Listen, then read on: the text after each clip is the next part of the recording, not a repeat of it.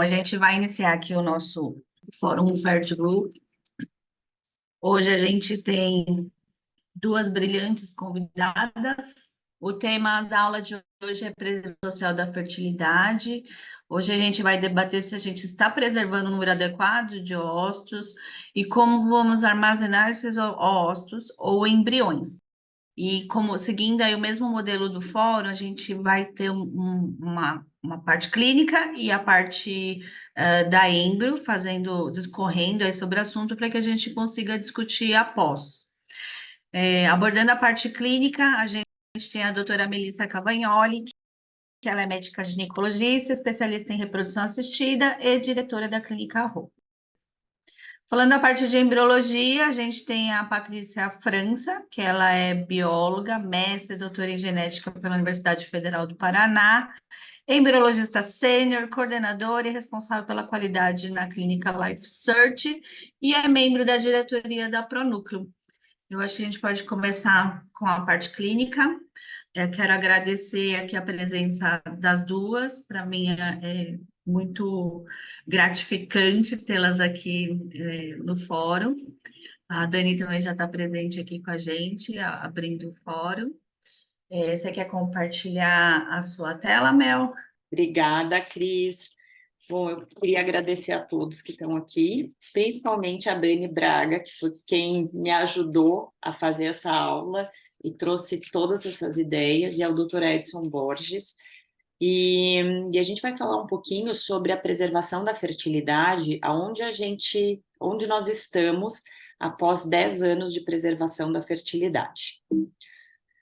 Bom, o IBGE tem mostrado que cada vez mais a idade materna para um primeiro filho ela tem avançado, tá? Então, se nós analisarmos os resultados, né, a idade média das mulheres terem o primeiro filho no ano 2000, em torno de 21% dessas mulheres tinham menos de 20 anos de idade no primeiro filho, e 20 anos depois, então em 2021, só 13% das mulheres tinham o primeiro filho com menos de 20 anos de idade. Isso, em termos de saúde pública, é bom, o que mostra que essas mulheres elas não estão engravidando na adolescência, elas estão usando o método contraceptivo adequadamente, estão sendo bem orientadas. Porém, o grupo que nos preocupa é esse grupo entre 30 e 39 anos, onde no ano 2000 nós tínhamos 22% das mulheres sendo mãe pela primeira vez nessa idade, e em 2021, 33%. E no grupo acima de 40 anos, nós tínhamos 2%, que é pouco, subiu para 4%, mas proporcionalmente a gente teve um número aí que quase dobrou de mulheres sendo mães acima dos 40 anos de idade. E a idade das mulheres fazendo o primeiro ciclo de fertilização in vitro, daquelas mulheres que precisavam de tratamento, também aumentou nesses últimos 10 anos. Então, em 2010, nós tínhamos uma média de idade para um primeiro ciclo de FIV, em torno de 35 anos, ao passo que em 2022, essa idade média subiu para 37 anos. Isso causa impacto nos nossos resultados e na taxa de bebê em casa, de nascido vivo, das mulheres que vão para a fertilização in vitro. Então, em 2022, nós observamos que quase 70% das mulheres que fizeram tratamento de fertilização in vitro tinham acima de 36 anos de idade. Ou seja, as mulheres estão deixando para fazer os seus tratamentos muito tarde. E por que isso, gente? Por conta de muitas mudanças sociais e culturais, e uma delas vem lá da década de 60, que é a entrada da pílula anticoncepcional no mercado, né? As mulheres que antes casavam na adolescência, lá com 15, 16 anos, já começavam a ter os seus primeiros filhos, o que aconteceu? Elas passaram a tomar pílula anticoncepcional, nisso elas não engravidavam mais, elas começaram a ir para o mercado de trabalho, começaram a estudar, ir para as universidades. Hoje a gente tem mais mulheres do que homens na medicina já. Elas passaram a se divorciar e não a ter filhos com aquele primeiro marido, e foram amadurecendo as suas carreiras, e isso foi postergando a maternidade. Porém, o nosso relógio biológico, né, meninas, ele não espera, ele não acompanhou essa nossa revolução social. E hoje eu atendi 2 pacientes de primeira consulta de congelamento de óvulos. Para as duas eu falei, gente, meu ovário ele já é uma uva passa, tá? Então é isso aí. O nosso ovário, infelizmente, ele não acompanhou toda essa evolução social que nós passamos. E por que isso? Porque nós temos um gasto contínuo de óvulos desde que nós estamos lá no útero da nossa mãe. Então, quando a nossa mãe está grávida da gente, de 4 meses de idade gestacional, mais ou menos 20 semanas de idade gestacional, nós já gastamos esses óvulos durante toda a nossa infância, durante a puberdade, mesmo nós estando grávidas, tomando pílula anticoncepcional ou não tomando. Então, vocês veem que o gasto de ovos ele é ininterrupto, independente de qualquer coisa que a gente faça. E com 20 semanas de gestação, mais ou menos, né? Então, antes de nós nascermos, nós temos 7 milhões de óvulos herdados aí da nossa genética, e no nosso nascimento a gente já tem entre 1.000 a 2.000 óvulos. Então, a gente já gastou muito mais da metade desses óvulos. Eu sempre brinco com as pacientes que a gente já nasce gastando, tá, meninas? Então, nós temos aí licença poética para os gastos, tá? Então, tá na nossa natureza. Mas, brincadeiras à parte, quando a gente entra na puberdade, a gente já tem 300 mil óvulos só, e na menopausa nós temos em torno de 1.000 óvulos que praticamente eles não têm mais função alguma. Então, esse pool de folículos primordiais que vai esgotando a nossa reserva ovariana, ele não é só um parâmetro de quantidade, mas infelizmente também um parâmetro de qualidade. O nosso potencial reprodutivo ele vai caindo ao longo dos anos. Então, pensando nisso, o que fazer para essas mulheres para que elas consigam ter os seus filhos com segurança um pouco mais tarde? Entra o congelamento social de óvulo, que permite que essas mulheres preservem a fertilidade delas, né? Se antecipando aí a uma queda da fertilidade, mas não só relacionada à quantidade de óvulos, mas principalmente relacionada à qualidade desses óvulos.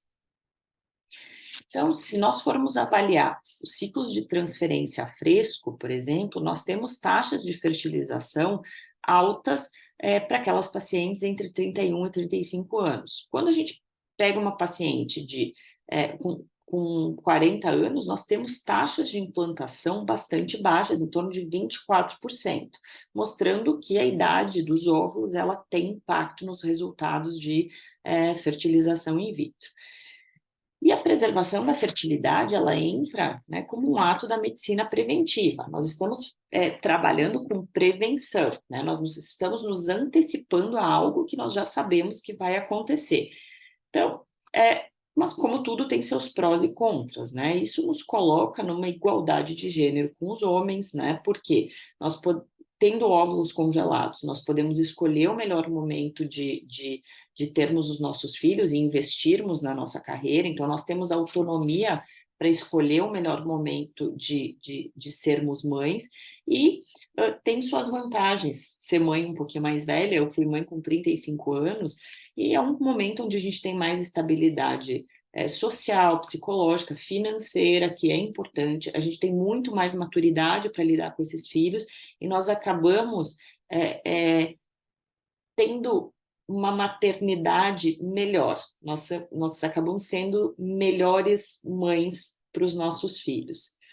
Porém, né, existem os seus contras também, nós congelarmos os nossos óvulos e deixarmos essa gravidez para mais tarde. Nós não sabemos exatamente os riscos dos procedimentos. A princípio, o risco da coleta de óvulos ele é muito baixo, mas a gente não sabe os riscos a longo prazo daquelas pacientes, por exemplo, que precisam fazer muitas coletas de óvulos. Tem poucos estudos de custo-benefício ainda, se vale realmente a pena congelar os seus óvulos. Isso a gente vai mostrar um pouquinho ao longo da apresentação. As taxas de sucesso também, hoje elas são boas, mas elas foram evoluindo ao longo dos anos. E a duração e armazenamento desses óvulos, qual é a duração média, quanto tempo eu posso deixar esses óvulos congelados. Então, ainda falta muita informação. E o congelamento de óvulo, ele é uma ele é um procedimento relativamente jovem. Ele deixou de ser experimental a partir somente de 2013, quando a Sociedade Brasileira, a Sociedade Americana de Reprodução Assistida, publicou na Fertility Sterility um guideline sobre criopreservação de óvulos maduros, tirando, né, esse procedimento do rol de tratamentos experimentais. Então, ele passou a ser um procedimento validado a partir de janeiro de 2013. Então, a gente vai fazer aí um apanhado geral desses últimos 10 anos de preservação de fertilidade, de congelamento de óvulos, não só no Brasil, mas no mundo. Então, desde 2013 até 2023, e nós dividimos um pouquinho em técnicas, nos avanços das técnicas de laboratório, de criobiologia, as taxas de utilização e na eficiência da vitrificação desses óvulos. Então, falando um pouco sobre os avanços em criobiologia, né?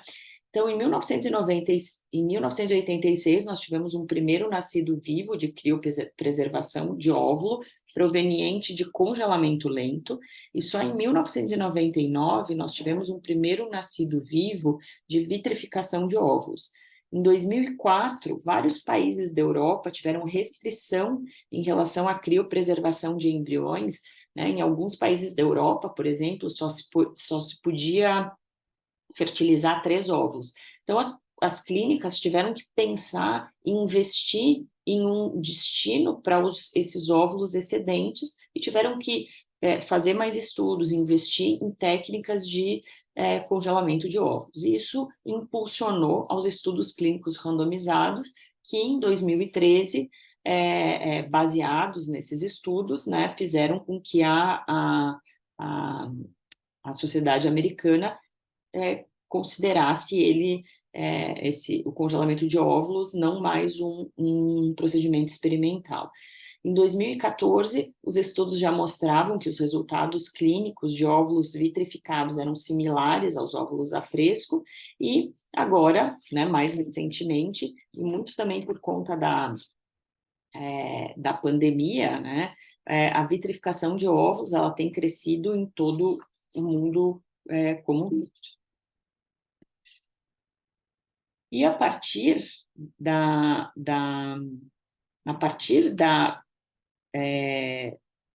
ACRM, né, a Sociedade Americana de Reprodução Assistida, ela reconhece a vitrificação de óvulos como uma técnica não mais experimental a partir da publicação desses 4 estudos clínicos randomizados, né? Então, esse primeiro estudo foi de um grupo italiano que era um estudo prospectivo randomizado com 31 pacientes, onde os óvulos eles eram randomizados ou para vitrificação ou para ICSI, e o objetivo era demonstrar que a vitrificação em nitrogênio líquido ela não afetava a competência desses óvulos. Esse segundo estudo do IVE, né, publicado pela Ana Cobo em 2008, também eram pacientes receptoras provenientes de óvulos congelados de programas de ovo-doação. Então, eles congelavam alguns óvulos, descongelavam depois e fertilizavam, junto com esses embriões, com esses óvulos a fresco.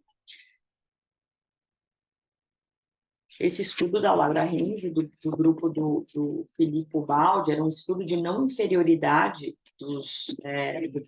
dos óvulos vitrificados. Então, 3 óvulos da paciente eram inseminados, eram fertilizados, e os demais eram vitrificados. E se essa paciente não engravidasse, esses óvulos eles eram descongelados, né, e fertilizados para serem usados no ciclo posterior.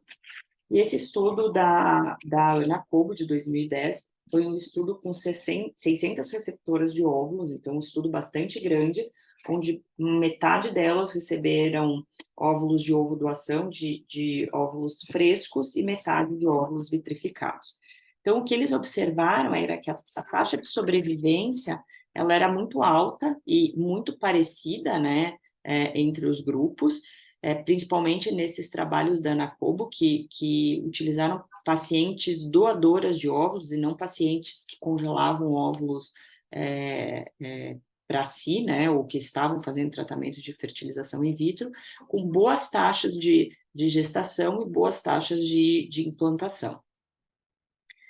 Esse estudo foi publicado pelo grupo da Fertility, né? A Dani Braga, aí, que é a primeira autora, está aqui com a gente. Então, comparando os resultados de ciclos de reprodução assistida, quando esses embriões eles eram transferidos a fresco ou vitrificados, ou quando os embriões eram provenientes de óvulos vitrificados. Então, foi um estudo observacional com óvulos de doação compartilhada.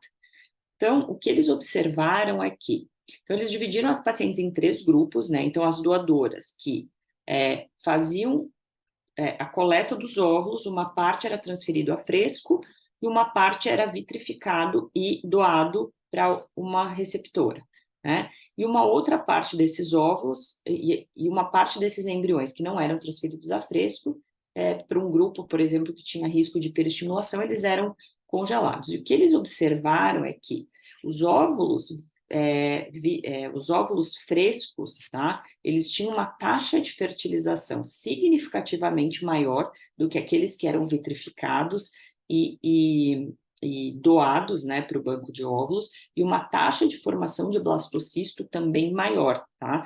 Mostrando que esses óvulos eles tinham uma menor competência embrionária. Porém, pensando em taxa de gravidez, né? Quando eles compararam os ciclos que receberam embriões congelados, né? Então, embriões descongelados e óvulos descongelados, essas taxas, elas eram, a taxa de gravidez, ela era maior quando comparado com aqueles embriões provenientes de óvulos transferidos de ciclos a fresco, mostrando que no fim das contas, o embrião ele importa, mas o útero também importa. Então, aquele útero cheio de hormônio de uma transferência a fresco, ele também tinha impacto nas taxas de gravidez. E quanto às taxas de utilização e sucesso, essas pacientes elas estão voltando para receber os seus óvulos, né? Então, esse estudo ele foi publicado em 2022. Foram de pacientes que congelaram o seu... Ele é um estudo de custo-efetividade, é bem interessante. Ele é um estudo que acompanhou as pacientes que congelaram seus óvulos entre 2002 e 2020 e tiveram uma taxa de armazenamento em torno de 3%. Então, a taxa de utilização desses óvulos, né, foi em torno de 8%, mas depois eles dividiram essas pacientes por idade, então até 35 anos, entre 36 e 39 anos, e acima de 40 anos, e o que eles observaram, né? Que a taxa de cancelamento, ela era em torno de 47% no grupo de mulheres a partir de 40 anos, e praticamente zero nas pacientes abaixo de 35 anos, então todas as pacientes que congelaram, descongelaram os seus óvulos com menos de 35 anos, elas tiveram embriões para serem transferidos, e a taxa de gravidez cumulativa por caso descongelado, ela foi muito superior, né? Então, 63% naquelas pacientes que tinham menos de 35 anos, e somente 17% das pacientes, 17% de taxa de gravidez cumulativa em pacientes acima de 40 anos, né? Com um custo 3 vezes maior nesse grupo. Então, como conclusão, né, vale a pena congelar óvulos desde que você tenha até 39 anos de idade. Nesse outro trabalho, né, eles fizeram um follow-up entre 10 e 15 anos das pacientes que retornaram para buscar os seus óvulos. Então, as pacientes tinham congelado seus óvulos entre 2005 e 2010 e depois descongelaram entre 2015 e 2020, mostrou uma taxa aqui de armazenamento em torno de 5,9 anos, com uma taxa de utilização um pouquinho maior em relação ao estudo anterior, uma taxa de utilização que eu achei que foi bastante alta, em torno de 38%. Nesse estudo, né, que eles também mostraram a utilização dos óvulos dessas pacientes, né, depois de 6 anos de armazenamento. Então, acompanharam essas pacientes que congelaram óvulos entre agosto de 2011 e agosto de 2017, com uma taxa de utilização em torno de 15%, Então, a idade média dessas pacientes no congelamento, ela foi alta, foi em torno de 38 anos, né? Ainda é tarde para o congelamento de óvulos, e uma idade média de descongelamento em torno de 42 anos. Então, mais ou menos uns 6 anos aí de armazenamento, né? A média de óvulos foi somente 7 por ciclo, com uma taxa de utilização em torno de 17%, e a taxa de nascido vivo para o grupo acima de 40 anos foi 0. Tudo bem que o N era pequeno, então somente 11 pacientes, mas também mostrando que vale a pena congelar os seus óvulos se você tiver até 39 anos de idade. Esse é um estudo de corte e uma revisão da literatura, né, que mostrou que existe um aumento uniforme dos ciclos de congelamento de óvulos ao longo dos anos, a partir de 2016 até 2022, que foi o tempo de acompanhamento desse estudo. A duração média de armazenamento foi em torno de 4 anos, com uma média de óvulos em torno de 9 e uma taxa de utilização de 16%. Com uma taxa de nascidos vivos em torno de 35%, considerando a taxa geral. Tá? E o que eles observaram? Aqui eles distribuíram as pacientes em menos de 38 anos e mais de 38 anos, eles não observaram uma taxa de sobrevivência de óvulos ou de fertilização, taxa de gravidez e taxa de nascido vivo diferente entre esses grupos. Mas eles observaram que aquelas pacientes que tinham acima de 15 óvulos congelados tinham uma taxa de gestação em torno de 64%, que era muito maior do que a taxa de 27% daquelas pacientes que tinham menos de 15 óvulos congelados. Então, precisamos congelar muito óvulo para termos boas taxas de gravidez no futuro. E falando um pouquinho, né, o último parâmetro aí é a eficiência da vitrificação de ócitos, né? Esse estudo também, que foi publicado pelo grupo da Fertility, né, mostra aqui que a gente precisa de muito óvulo para ter um saquinho gestacional. Então, aqui de 1.622 óvulos, nós tivemos apenas 110 sacos gestacionais, ou seja, 6,7% dos óvulos vão se transformar em um saquinho gestacional, que ainda vão se refletir lá na taxa de nascido vivo, tá? Então, eles depois fizeram um comparativo, né? Então, o pool de pacientes, né, que foi estudado pelo grupo da Fertility eram doadoras, então, comparado com outros estudos relacionados à vitrificação de óvulos, a idade foi um pouco maior, porque essas pacientes elas não eram só doadoras, elas faziam doação compartilhada, diferente dos grupos estrangeiros, com uma taxa de sobrevivência de óvulos um pouquinho maior. Então, a experiência da Fertility, né, mostrou o período aí de 2009 e 2013, isso depois, ao longo dos 10 anos para frente, não se refletiu na realidade, onde nós alcançamos taxas de sobrevivência de óvulos acima de 90%. Mas, se nós formos ver a taxa de gravidez clínica por ócito aquecido, foi muito parecida com a dos outros grupos, em torno de 5 a 6%, o que mostrou que tem efetividade em se congelar esses óvulos.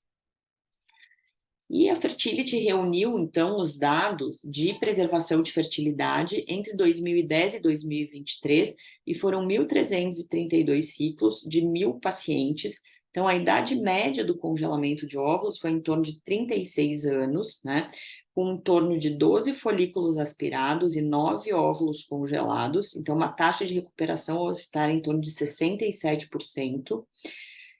E 132 ciclos provenientes de 121 pacientes voltaram para o descongelamento. Então, a idade média dessas pacientes que voltaram para buscar os seus óvulos foi em torno de 37 anos, com uma taxa de recuperação com 15 folículos aspirados e 11 óvulos obtidos, então uma taxa de recuperação de ócitos de quase 70%, que está de acordo aí com a literatura.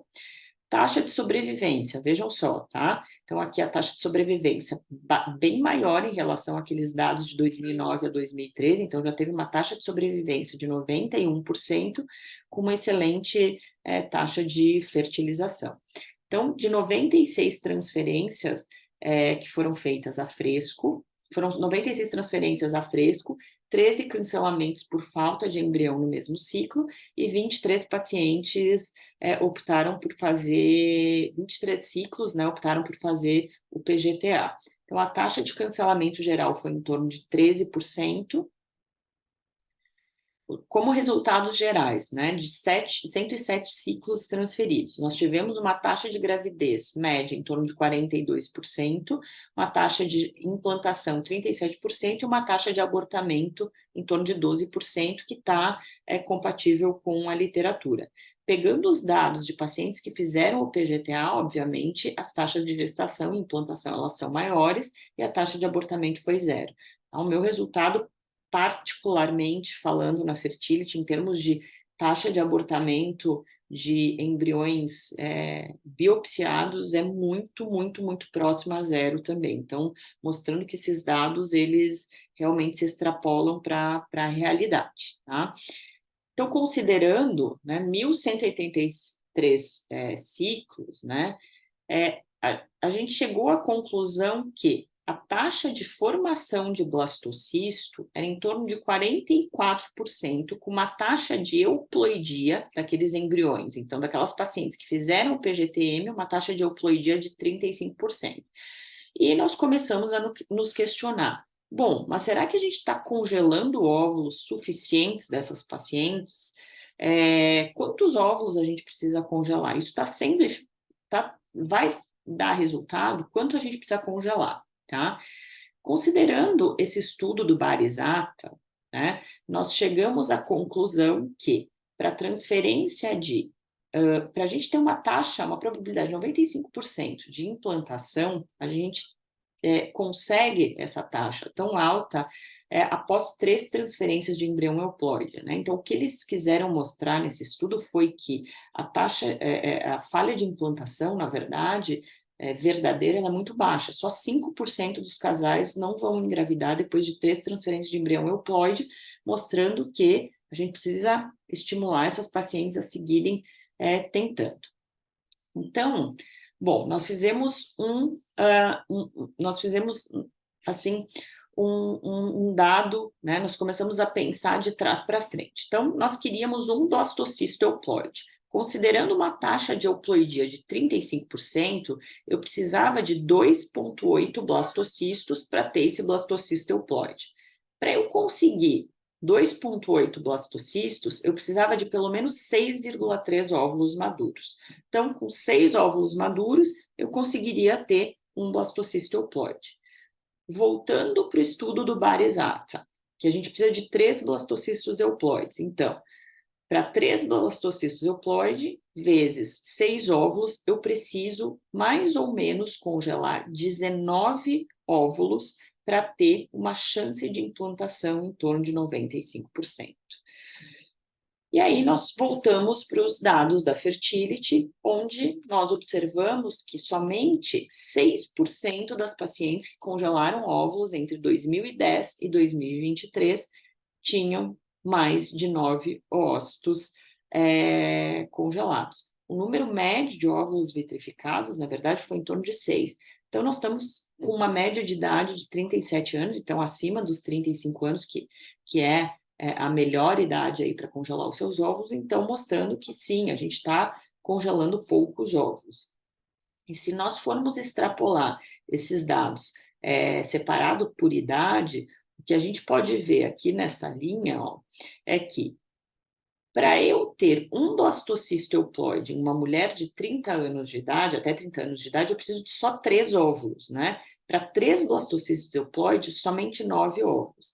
Se eu pensar em mulheres acima de 40 anos de idade, para ter um único blastocisto euploide, que vai me dar uma chance de gravidez em torno de 60%, eu preciso ter pelo menos 18 óvulos congelados. E para ter os 3 blastocistos euploides, eu precisaria ter 55 óvulos congelados. Isso é praticamente impossível. Então, esse gráfico também mostra que em pacientes, né, aqui se a gente for ver óvulos congelados, que é essa linha azul, né, pacientes com menos de 30 anos, elas conseguem uma média de 10 óvulos, vai passando o tempo e nós vamos tendo cada vez menos óvulos congelados.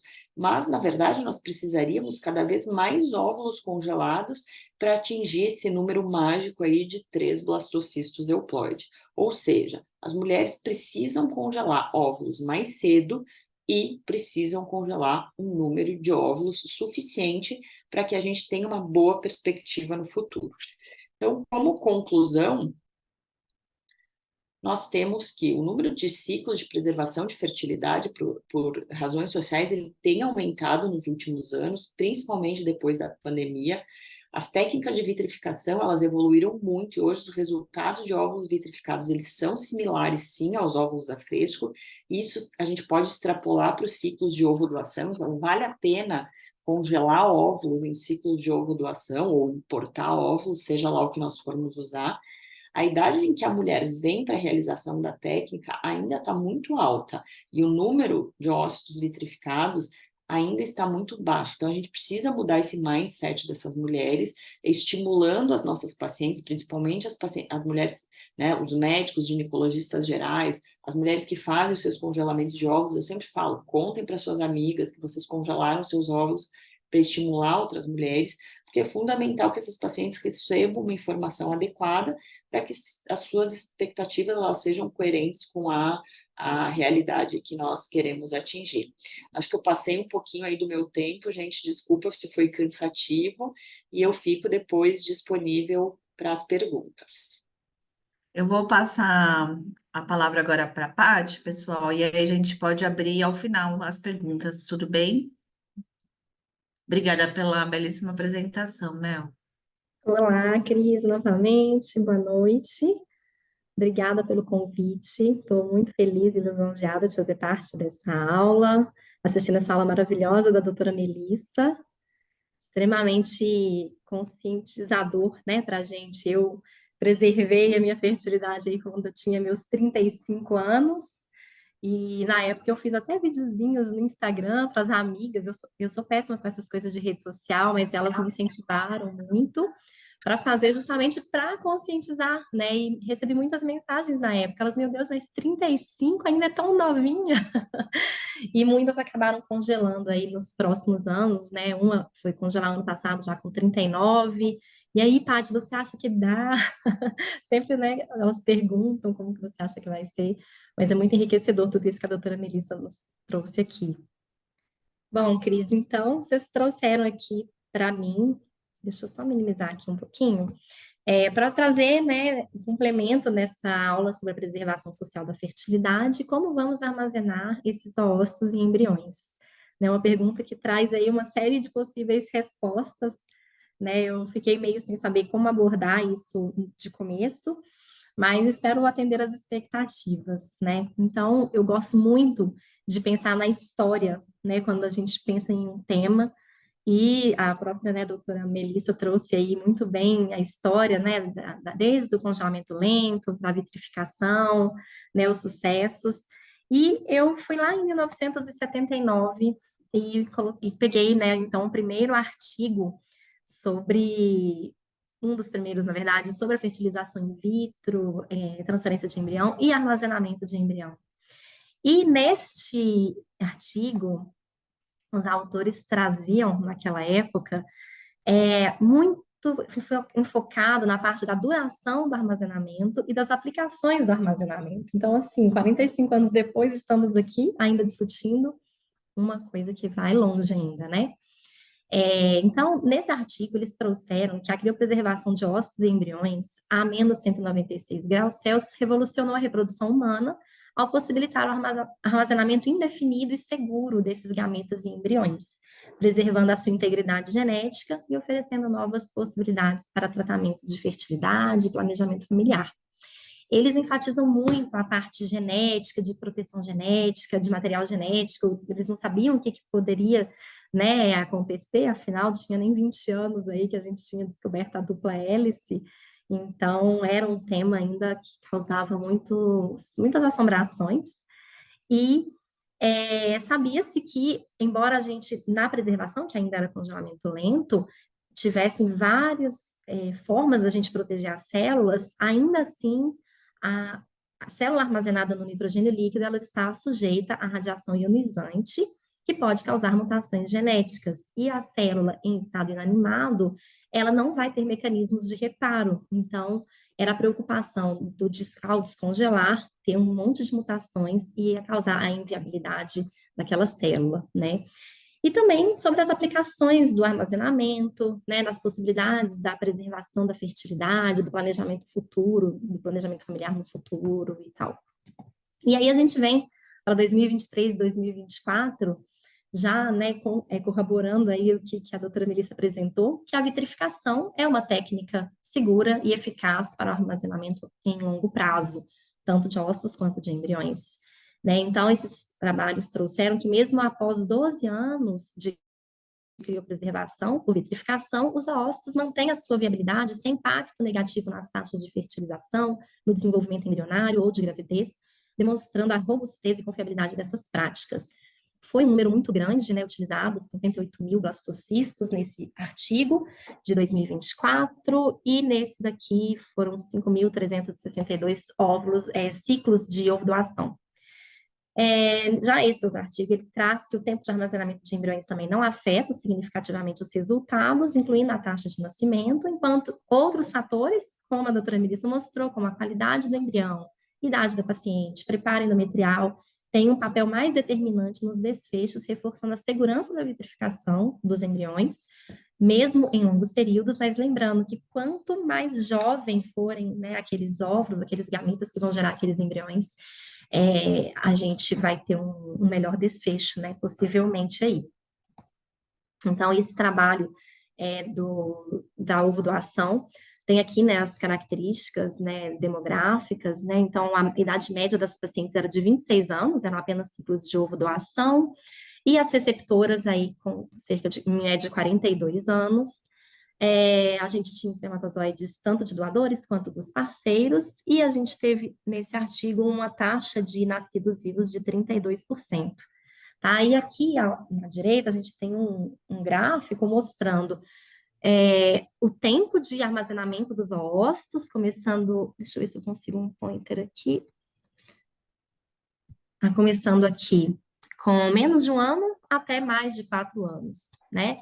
E aqui a taxa de sobrevivência dos oócitos após o descongelamento, que ficou próxima a 90%, independentemente do tempo de armazenamento, não teve diferença estatística, assim como a taxa de fertilização, que ficou em torno de 70%, também sem diferença significativa entre os diferentes períodos de armazenamento.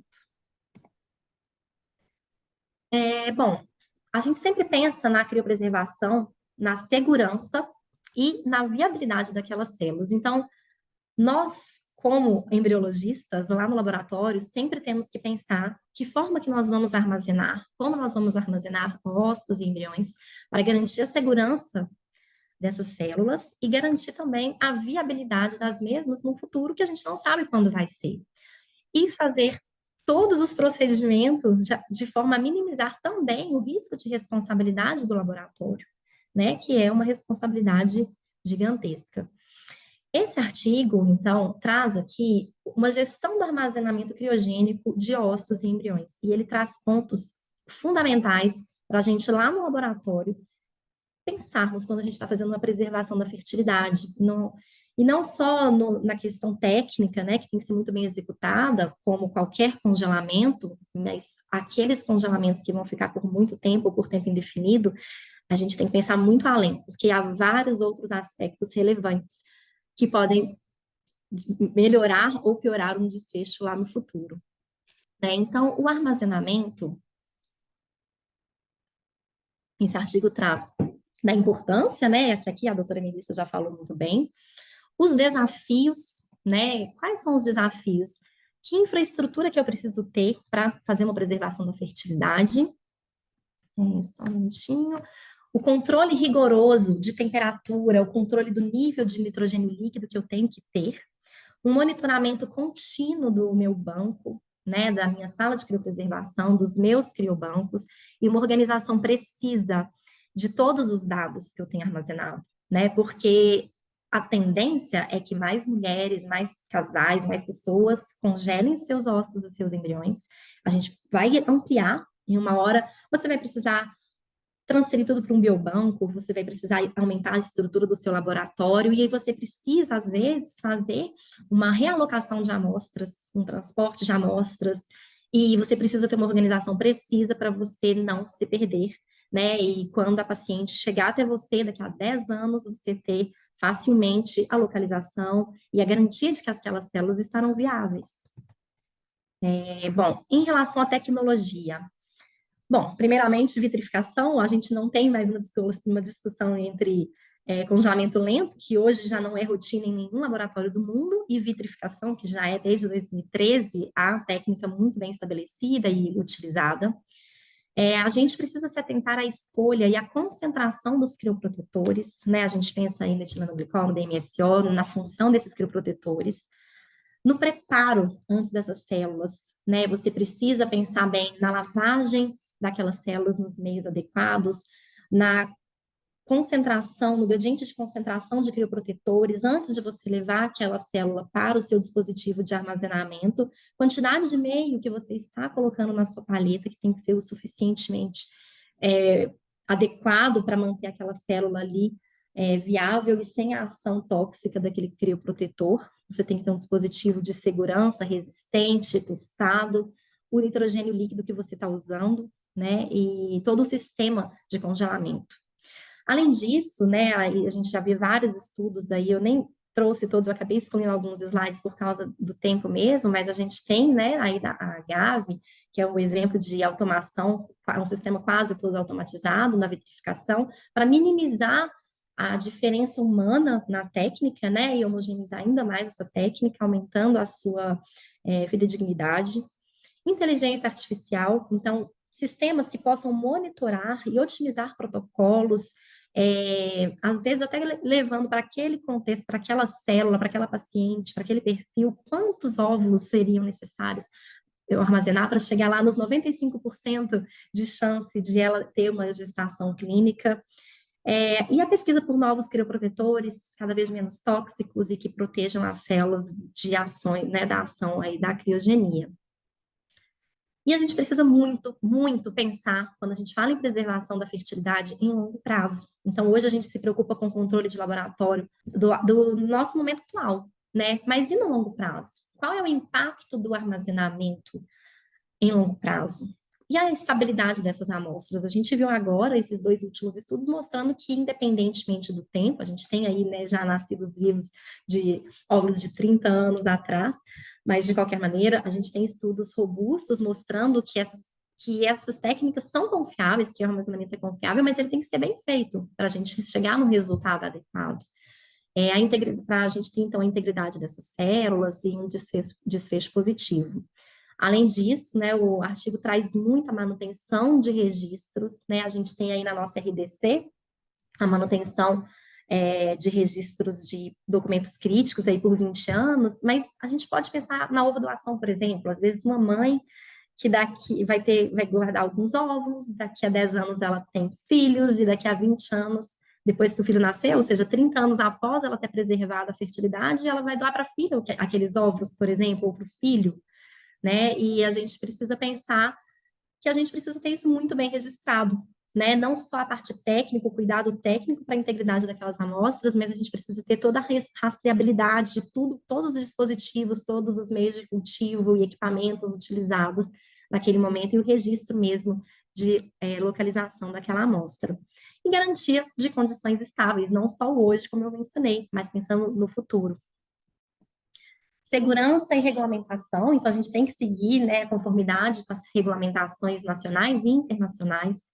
Então, a gente pega a nossa RDC, a gente sabe que a gente precisa de bancos específicos para cada agente infeccioso, a gente tem que separar as amostras, óvulos de embriões e de sêmen, em pelo menos canísteres diferentes nos bancos. Nós precisamos separar amostras de quarentena, precisamos separar as amostras que estão liberadas para uso ou aquelas que não estão liberadas, temos que separar o que é de ovo doação ou doação de embrião daquelas de uso próprio, isso tem que ser em containers separados, então a gente tem que seguir a nossa RDC e também as regulamentações internacionais.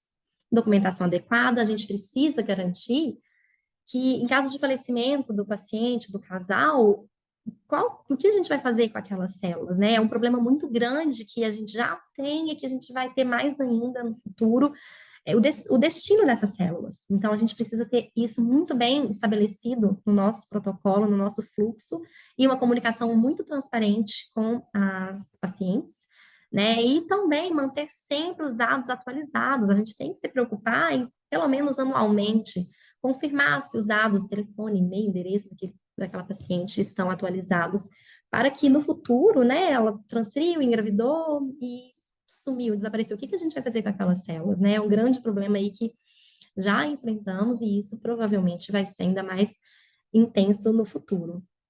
E temos que ter políticas de segurança das amostras, né? Então, a gente tem que ter um plano de contingência muito bem definido, muito bem desenhado, porque a gente não sabe o que vai acontecer amanhã ou daqui a 20 anos, né? A gente precisa, sim, ter um plano de contingência contemplando diversas situações possíveis que pode acontecer, né? Uma guerra, por exemplo, que aconteceu lá na Ucrânia, ou um impacto, uma mudança climática muito drástica, um problema de eletricidade na cidade, de abastecimento de nitrogênio. Então, a gente precisa ter vários cenários em mente num plano de contingência muito bem desenhado, muito bem estudado, e, principalmente, a equipe tem que ser muito bem treinada, né? Porque, em algum momento, infelizmente, a gente pode se deparar com uma situação adversa. As considerações éticas e legais, né, que eu já mencionei sobre o armazenamento indefinido, o que fazer com as células abandonadas, embriões e ossos abandonados, tem que ter diretrizes claras, comunicação com o paciente e atualização periódica dos dados, conforme eu havia mencionado anteriormente. E novas oportunidades e desafios que a gente enfrenta. A gente tem, né, o desafio social e médico, então a gente pensa na preservação social, mas também médica, no caso de câncer, né, e outras doenças, na doação de gametas, nos estudos de novos crioprotetores, na automação e inteligência artificial, em biobancos, né, que também podem servir aqui na reprodução humana assistida, já existem até alguns biobancos, né, com grande volume de células armazenadas, e também em outros tecidos reprodutivos. Então, tem estudos com liofilização de tecido ovariano, né, e várias técnicas ainda todas experimentais, mas tentando ali buscar alternativas também para a preservação da fertilidade, principalmente se a gente pensar em pessoas pré-púberes, né. A gente precisa ter estudos sobre longo prazo. A vitrificação é velha, 45, a criopreservação é antiga, 45 anos, mas 45 anos é uma geração. A gente não sabe do que vai acontecer na próxima geração, nos filhos dessas pessoas e nos netos dessas pessoas. A gente lembra que existe todo um remodelamento epigenético aí, quando a gente está fazendo uma fertilização in vitro, até a criopreservação, e a gente não sabe os efeitos na prole das pessoas que estão sendo concebidas hoje por fertilização in vitro, né? Então, a gente precisa estudar o impacto da vitrificação também nas próximas gerações. E aí, quando a gente pensa em vitrificação ultra rápida, que é mais nova ainda, a gente precisa pensar, gente, já vi que a célula não tem dano, mas e os efeitos em longo prazo se eu pensar em 5, 10 anos, ou se eu pensar em próxima geração, né? A vitrificação tem 45 anos, ainda faltam estudos, imagina uma nova técnica, então tem que ser tudo muito bem estudado e com muita cautela. E os riscos que existem em longo prazo, que eu vou discutir um pouquinho mais a seguir. Então, riscos potenciais e desafios do armazenamento por longo prazo, por longos períodos de tempo. Primeiro, a gente precisa lembrar que a gente precisa monitorar e fazer a manutenção constante dos tanques de nitrogênio líquido, eles não são para sempre. Né? A gente sabe que o vácuo de um container, ele pode durar aí de 5 a 10 anos, às vezes até mais, dependendo, né, do cuidado com ele, mas ele pode acabar. Então, a gente precisa, sim, monitorar o volume, a taxa de evaporação, para a gente ver se aquele container já tem que estar em desuso, né? Então, agora as clínicas estão chegando nos seus 20, 25 anos, a gente precisa ter muito cuidado nessa renovação dos bancos antigos, né? Cuidado com vácuo, principalmente nos pontos de solda, e também nos tanques que, na verdade, são mais usados na Europa e para bancos de cordão, mas são muito usados na reprodução humana assistida, principalmente na Europa, que são os bancos elétricos. A gente precisa ter toda uma rede elétrica com geradores, né, com um sistema de backup aí muito bem estabelecida, mas também pensando em crises energéticas, né? O que eu vou fazer se tiver uma crise energética, né? E eu preciso da eletricidade para manter, então, um banco criogênico que funciona com energia elétrica.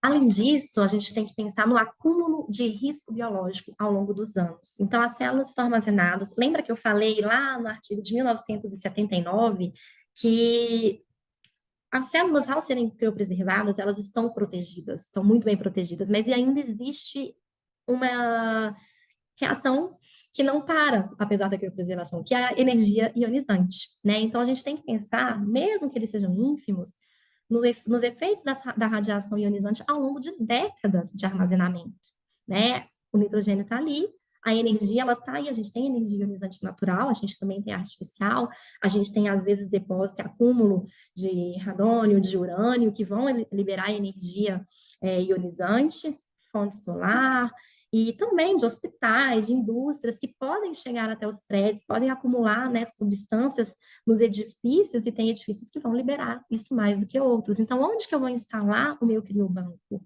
Será que ao longo do tempo eu não estou prejudicando e gerando mais mutações genéticas ali no meu embriãozinho, na minha célula armazenada?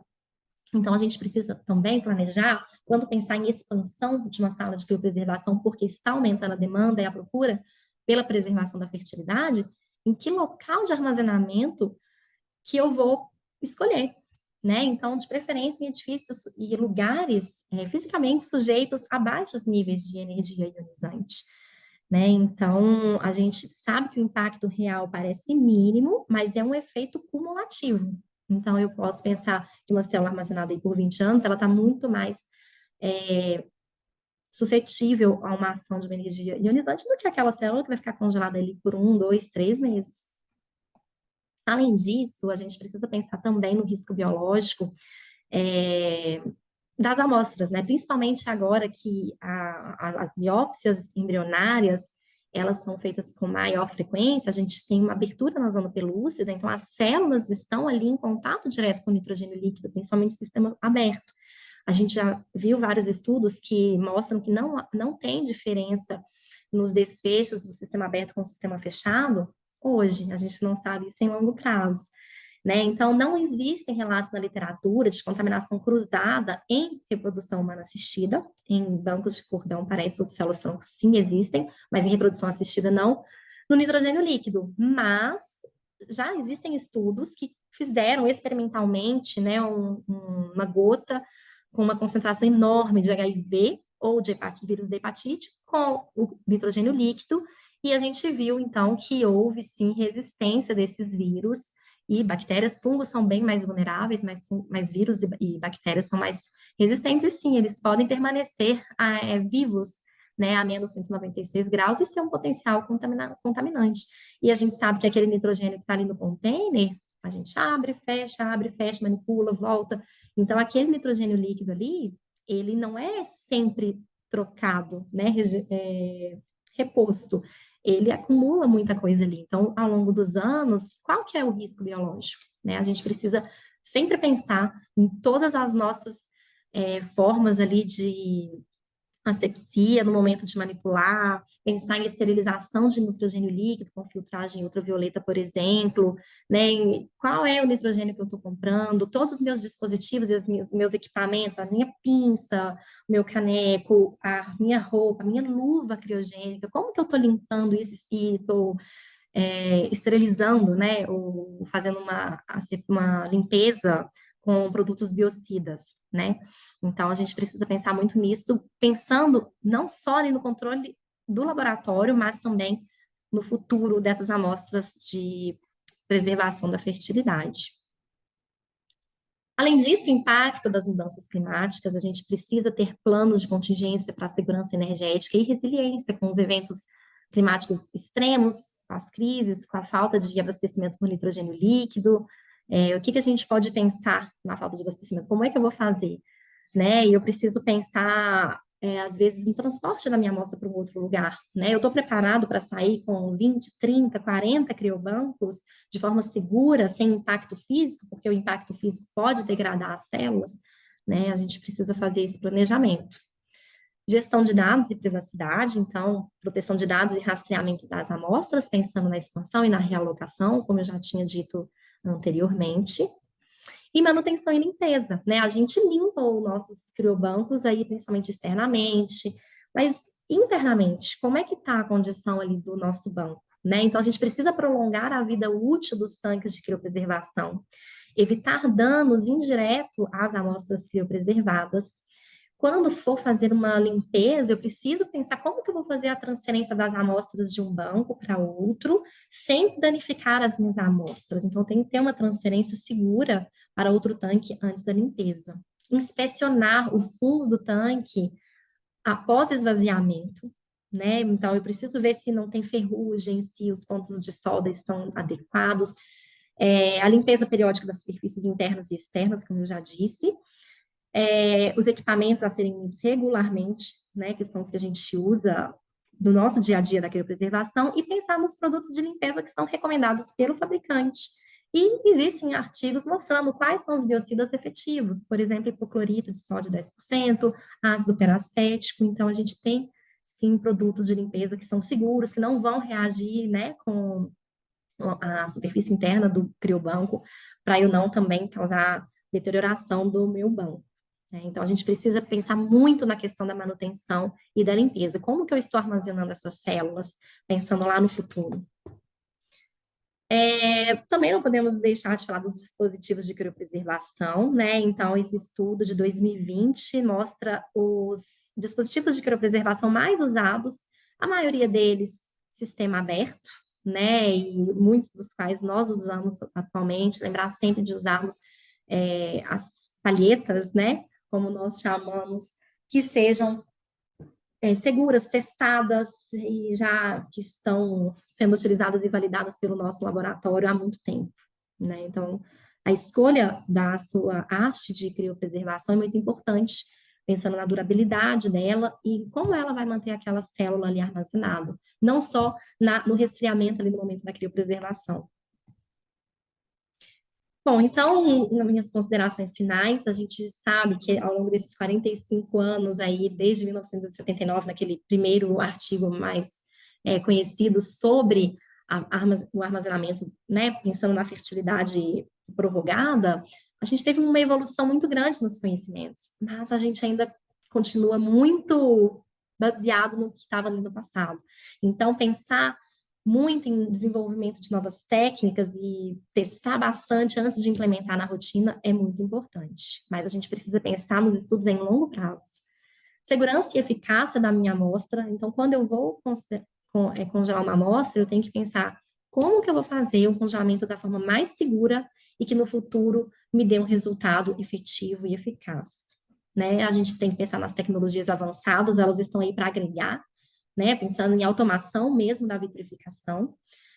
Os desafios são contínuos, a gente precisa planejar, porque esse crescimento veio muito rápido e muitas clínicas não estão preparadas para ele. Então, como que você vai se organizar e planejar para daqui a 20 anos aquelas amostras criopreservadas hoje possam estar ainda seguras e sejam encontradas da maneira mais íntegra possível, com taxas de sucesso iguais que seriam se ela fosse descongelada hoje. Temos muitas oportunidades futuras, manutenção rigorosa, como eu disse, temos que pensar na segurança operacional, né, durante a criopreservação e na nossa responsabilidade ética e legal, porque nós estamos congelando sonhos de pessoas que daqui a 10 anos, se elas vierem procurar, é a única chance que elas têm, né, de ter um filho. Então, a gente precisa pensar que a nossa responsabilidade ela é imensa e a ética, a transparência com o paciente, a clareza de tudo, a gente não consegue prever tudo, mas o que a gente puder prever, a gente precisa prever, a gente precisa deixar muito claro para os pacientes. Bom, espero que eu tenha trazido alguma coisa que acrescente aí para vocês, né, na parte mais dentro do laboratório, e agradeço a atenção de todos. Obrigada, Paty, pela excelente apresentação, como sempre. Para quem não me conhece, também sou embriologista. E foi o tema do meu mestrado também, então gosto muito desse tema de criopreservação. E para mim, em curto período de tempo, é impressionante o quanto a vitrificação, acredito que acho que é a técnica mais importante para a gente na reprodução assistida, o quanto isso evoluiu. Hoje eu me sinto muito segura de usar a vitrificação. Para quem não também não entende muito, o nosso maior desafio é que o óvulo ele tem uma pouca superfície, né, de troca osmótica e muita água. Então a gente tem boas taxas de sobrevida, sim, cerca aí de 90 e poucos por cento, mas aí depois a gente também tem o fator masculino para pensar, né, quando não é apenas social, e aí o nosso desafio realmente é formar os blastocistos. Fiquei muito feliz de ver os dados do Fertility, porque são dados nossos, né? E corrobora totalmente com a literatura que a gente tem no mundo, que é ter uma média de 15 óvulos maduros, para que a gente tenha 3 blastocistos euploide, e totalmente variável com a idade, da paciente, que eu acredito que é o maior desafio para o clínico, que está ali, né, frente à paciente que tem aquele desejo de preservar a chance, né, de ter um bebezinho em casa e você trazer todos esses dados para a paciente dentro da realidade dela. Então, eu fiquei até bastante contente de ver esses dados aí que realmente concretiza com o que a gente vê. A gente tinha, dentro dos meus estudos, eu achei taxa de Goldman, né? Lamarca, Drake Poulos fala muito desse número de óvulos, mas a nossa realidade não é essa, né? A gente tem que trabalhar com o que as pacientes respondem, com o número de M2 que levam para a gente para o laboratório, enfim. Vamos abrir aqui para perguntas. Nenhuma perguntinha. Só parabenizar, só parabenizar a Melissa, né, pela apresentação, a Patrícia. E se tratando de medicina reprodutiva e fertilização in vitro, tudo é um desafio, né, Cristina? E a responsabilidade do laboratório é imensa, né? Pelo que eu entendo e pelo que eu estou ouvindo da Patrícia, aqui eu estou só pensando aqui como é, a responsabilidade de quem está manipulando no laboratório com óvulos, né? E pensando no futuro, pensando no bem-estar, né? No sonho dessas mulheres que nos procuram para realizar, né? O sonho da maternidade. E a embriologista tem uma posição assim, extremamente importante nisso tudo. Parabéns. Dentro desse contexto aí de média etária, Mel, de 37 anos, você já tem experiência de retorno dessas pacientes? Você já tem um tempo que essas pacientes voltam aí? Ou é só um porto seguro e muitas delas acabam nem usando esses óvulos? Qual a sua experiência nisso? Isso, eu tenho pacientes que têm voltado, tá? Primeiro que, bom, o congelamento de óvulo ele deixou de ser experimental em 2013, mas efetivamente na prática clínica a gente começou a ver um movimento pelo congelamento de óvulo lá em 2015, tá? E é impressionante como mudou o perfil dessas pacientes, porque elas vinham assim com 38, 39, 40 anos, já no limite, sabe? Muito tristes, assim, tipo, puxa, sabe, tenho que fazer isso. Parecia que era meio que um fracasso estar congelando seus óvulos, né? Por talvez não ter conseguido engravidar ou não ter conseguido um parceiro. E hoje é completamente diferente. As mulheres, elas vêm mais cedo, entre 30 e 30 e poucos anos. As pacientes que eu atendi hoje, por exemplo, Uma tinha 36 anos, mas já tinha feito um congelamento de óvulos, e a outra 31 anos, né? Então é outro, e elas vêm felizes, assim, tipo, puxa, eu tô fazendo alguma coisa para mim, né? Então hoje eu tenho um retorno já de pacientes que congelaram seus óvulos lá em 2016, 2017, 2018, congelaram lá com seus 38 anos, e mesmo naquela época a gente conseguiu congelar um número bom, né? Então, mais de 10 óvulos. E esse grupo de pacientes, né, é o que retorna. As pacientes que congelam óvulos mais cedo, muitas delas acabam engravidando espontaneamente, Cris. Então, muitas delas também vão usar esses óvulos para um segundo bebê, né? Elas me encaminham as amigas, e daí as amigas falam: ah, a fulana que me encaminhou, que congelou óvulos com você tá grávida, né? Então, eu sei que aqueles óvulos vêm para um segundo bebê. Então, é bem interessante como a faixa etária do congelamento, ela também faz uma diferença grande no retorno dessas pacientes. Quanto mais avançada a idade, maior a probabilidade de retorno dessas pacientes. Doutora Melissa, você, não sei se assim tem de cabeça, ou se vocês têm algum estudo, se pacientes que fizeram uma preservação social, elas voltam mais ou menos do que uma pessoa que fez uma preservação por questões médicas, por exemplo? Ah, eu não tenho esse estudo, não tenho esse dado, viu? Não tenho. Eu acho que dentro desse grupo de pacientes por causas oncológicas, primeiro que para ter alta para fertilização in vitro é em torno de 5 a 10 anos, né? É. Eu Então, acho que acredito, tá? Eu não fiz muitos casos, ainda a preservação de fertilidade por causas oncológicas é baixa, tá? Eu acho que a gente ainda precisa evoluir muito nesse sentido. E das pacientes, das poucas pacientes que eu fiz congelamento por causas médicas, nenhuma delas voltou ainda. Tá? Mas isso é um dado meu, tá? Eu teria que investigar aí literatura, né, Cris? eu também não tenho dados concretos, Paty, mas quando eu estava lá no Centro de Referência da Mulher, que a gente preservava muito na verdade, só por motivos oncológicos, o retorno delas era muito baixo mesmo, não era grande. Talvez, né, Cris, nesses centros de referência, ainda a gente consiga ver um número maior de pacientes. Na clínica privada, a gente não vê muito, acho que ainda tem muito para evoluir na parte oncológica.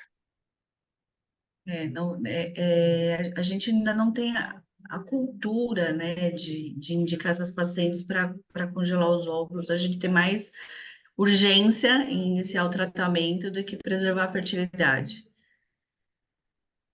E Eu às acho que vezes eu mais descartei óvulo do que descongelei.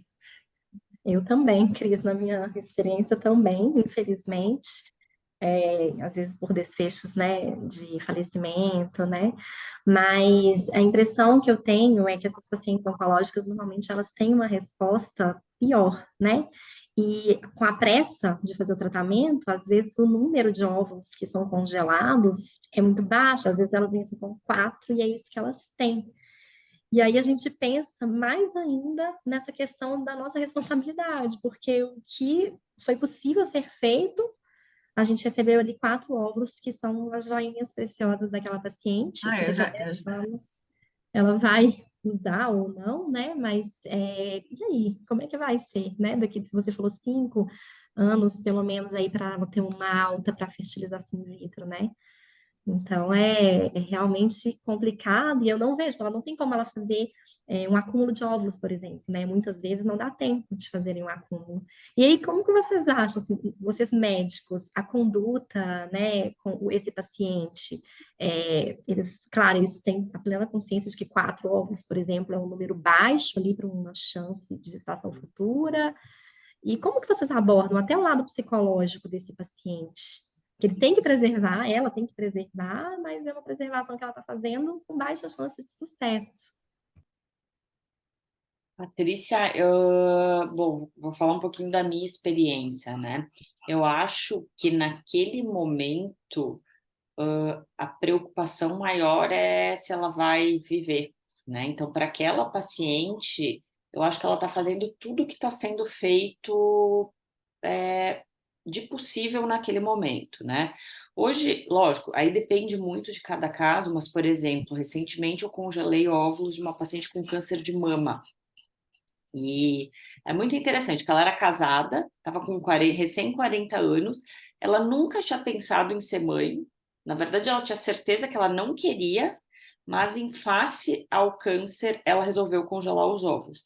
E aí, como a gente tinha um tempo um pouquinho maior até a cirurgia, ela ia fazer cirurgia e depois quimioterapia, rádio, a gente fez um protocolo de dual stim, de dupla estimulação. Então, em 30 dias, se eu não me engano, eu consegui congelar 11 óvulos, tá? Lógico que uma paciente de 40 anos não é ótimo, né? Mas é melhor do que nada. Então, eu acho que a gente acaba, Eu do já ponto de achei. vista emocional, dando um conforto para essa paciente e dizendo: olha, estamos fazendo tudo dentro do possível, independente do resultado. E se ela voltar, eu acho que do ponto de vista psicológico, emocional, é importante que ela teste os óvulos dela, até para se dispor a ir para um ciclo de ovo-doação. É muito difícil isso, né? Tanto que eu não, dificilmente, se a paciente nunca tentou fazer um ciclo de FIV, né? E ela tem uma chance baixa, eu vou indicar uma ovo-doação já de cara, né? Eu sempre dou a opção de ela tentar com os óvulos dela, porque às vezes, do ponto de vista emocional, para aquela paciente é importante passar por isso, né?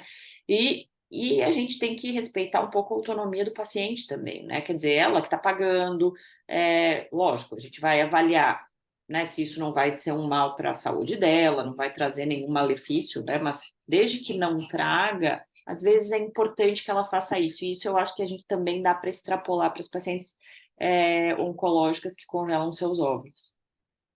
O Com Luca certeza. fez uma consideração aqui no chat, que na mesma linha da minha pergunta, se existe algum plano para que não haja uma sobrecarga de ossos congelados, uma vez que a maioria das mulheres fazem preservação, não voltam em período. Acho que ele quer saber se a gente tem algum plano de contingência para não fazer acúmulo abandono de óvulos. Seria isso, Luca? Não entendi muito bem a pergunta. Ah, tá.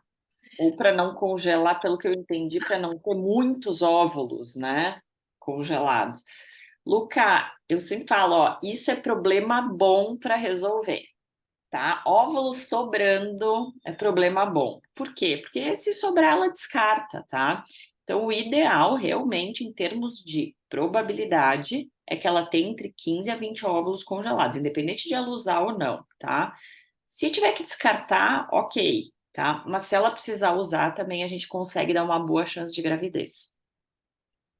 Bom, acho que se o pessoal não tiver mais perguntas, é para a gente encerrar o fórum. Foi muito produtivo. A gente teve aqui cerca de 70 participantes. Quero agradecer a belíssima apresentação, o tempo dedicado de vocês duas. Só tenho a agradecer. Obrigada, meninas. Pessoal, Obrigada, obrigada gente. pela presença e até o próximo evento. Boa Beijos. noite. Boa noite. Boa noite, gente. Obrigada. Tchau, tchau.